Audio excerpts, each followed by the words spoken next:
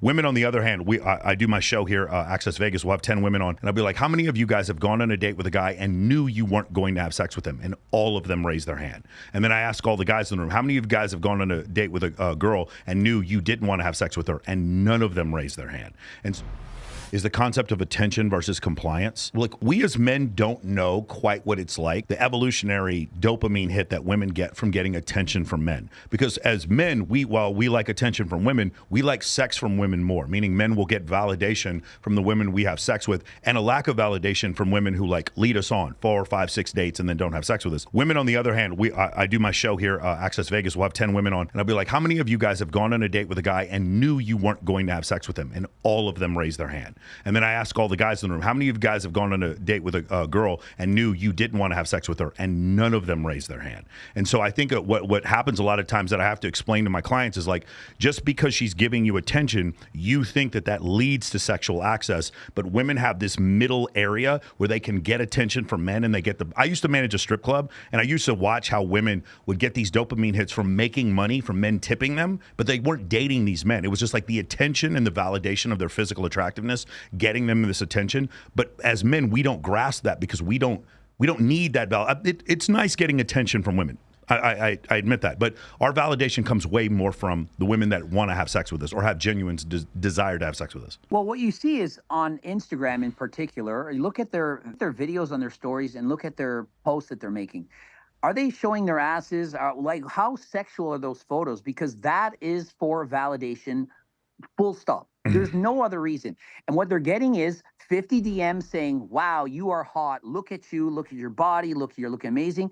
And that's what they're thriving on. Now, some women who have traumatic past, perhaps they had improper education from their parents or something happened to them, they're abused or what have you, and they'll go for that validation even further, and they'll use sexual validation. These are the women who are sleeping with hundreds and in the thousands of men. Mm-hmm. They've had very corrupt childhoods.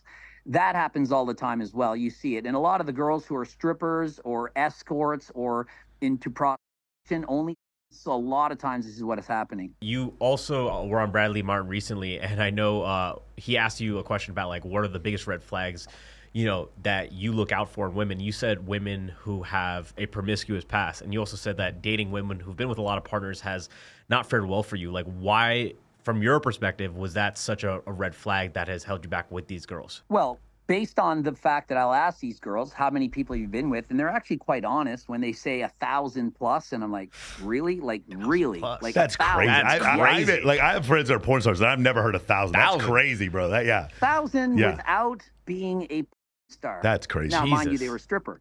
So when you hear numbers like that, or it's in the hundreds, and you're trying to have a relationship with these people, they clearly have an avoidance, anxious attachment style, which is the hardest girl to date. As soon as you get close, it feels like it's going to be something good. But I mean, these girls are exciting. They look amazing. Like, these are like the super hot looking girls. And you're like, why would you sleep with all these guys? Like, how could you let a man just use you for that? Well, I needed to be validated. Why? Yeah. Like, why didn't you just get the compliment and move on? I don't know. I just need validation. But this is the problem when you have daddy issues or when you've been like traumatized when you're a child. That leads into these things. But these are exciting women. They're fun.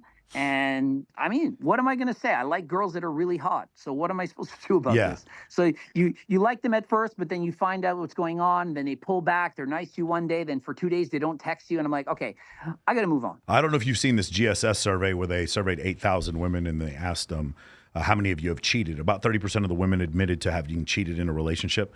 And then they surveyed how many previous sexual partners did you have before you got married? And the women who cheated had 230% more sexual partners than the women who did not cheat. And if the correlation had been like a full sigma, which would be 33%, that would be statistically significant. It was 230% more. Now, the problem was when I showed this data, and by the way, just so we're clear, because I want to make sure people understand this, when men have more sexual partners before they're married, they're also more likely to cheat. I don't want to sit there and act like that isn't the truth. It's just not as big of a range. Well, right? It's harder to measure. And the reason why is because there's two issues. There's men who want to cheat and can, and then there's men who want to cheat and can't. We talk about the sociosexual group of men at the top who are cheating. There's a group of men just below them who wishes they could, but they're the assistant manager at Walmart in Coeur d'Alene, Idaho, and they don't know, they have no access to anyone to cheat with. And so that's where they get to that point. But anyway, I don't know. The issue was when I showed the GSS study, study. So initially, I would make a statement because I wasn't sure about the study, and I went on other podcasts and I was like, hey, just to let you know, if you have sex with more men before you're married, it's a far less likely. The likelihood of you being happy in a relationship is less. And the Peterson Institute also did a study where if you have more than 20 sexual partners as a woman, you have about a 17% chance of being happy in a relationship. When I use these stats, Greg, they don't get nicer. The people get more angry with me. Even though now I'm not even using my opinion anymore, I'm actually using CDC data. Now they get even more angry. And I don't know if you've seen any sort of response like that. Well, I know that the more people you have sex with, the more partners you have, the less likely you're going to be able to bond with that person, the less likely you're going to stay with them. I also know that if you actually found out how many women are actually cheating, it's going to be higher, because I've dated people and they said, no, I've never cheated. And I'm like, yeah, but you cheated with me. Like, yeah. You were cheating on your boyfriend with me. And they can't even convince. I'm like, you were with the guy for months after. So they won't even admit that they're cheating. They convince themselves that they're not. And many women don't count. Like, listen to this.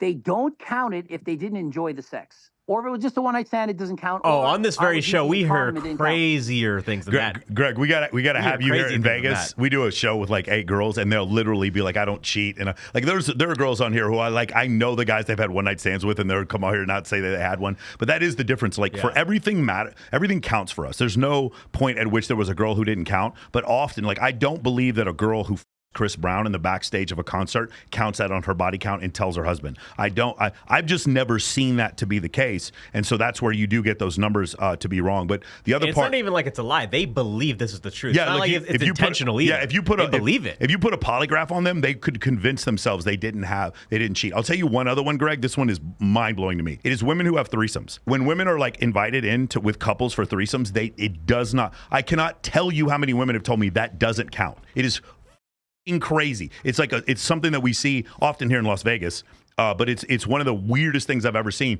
because there's 3 of them, there's no intimacy between her and the guy, therefore it doesn't count. And like you said before, the other one that I love is if I didn't enjoy it, therefore it doesn't count. If I didn't orgasm, it doesn't count. That one doesn't count. It even gets even crazier. Exactly. A lot of girls will give threesomes with guys that they weren't serious about. When it comes to their actual man, they don't want to have a threesome at all.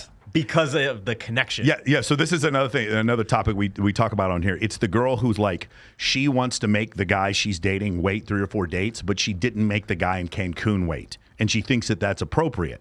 I don't mind if a girl wants to make men wait. That's fine. That's your choice. It's that when you make some men wait and other ones, she thinks, well, no, I'm making him wait because I like him more. And from our standpoint as men, it's like, no, you're making him wait because you like him less, because you were willing to have sex with that guy earlier. And I think that's one of the ones. And then the other one that I've told women is like, you want to piss your boyfriend off? Tell him this. Tell him you used to have threesomes when you were single, but now that you're in a relationship, you don't do that anymore. That is a great way to watch your boyfriend's reaction when you do that. No, I don't have threesomes because I love you.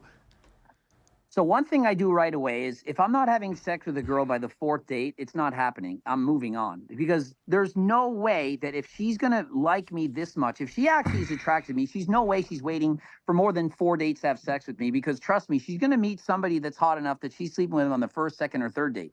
So that is the general rule. I don't think I've ever gotten to a 4th date and not had sex with anyone in my lifetime. It just doesn't last that long, because you want to be the one that, hey, I made everyone else wait, but with you, you're special. I want you now. I can't stop myself, because the number one thing when you're looking for a woman is genuine desire. You need to know that girl wants you for you. She has the hots for you. Another thing with threesomes, you need to bring it up on 1st, 2nd, or 3rd date. You can't wait until you guys are together for 6 months and then bring it up, because women are going to want to have a threesome with you early on before there's a connection. Another thing, girls are going to say they're into threesomes, they're into anal, they're into sex 3 times a day, and every single girl tells me these things. And then when you go to do it, then it's like, oh. So they're all saying what you want to hear, or what they think you want to hear. And these are the girls who are sleeping with 100+ partners. You're like, oh, this girl's a stripper, this girl's a this girl's a that. She's going to be down, but then they're not. Then you meet somebody who you think is completely going to be so innocent, it's not going to do anything, and you find out, wow, this girl is a fiend in bed. This girl is something else.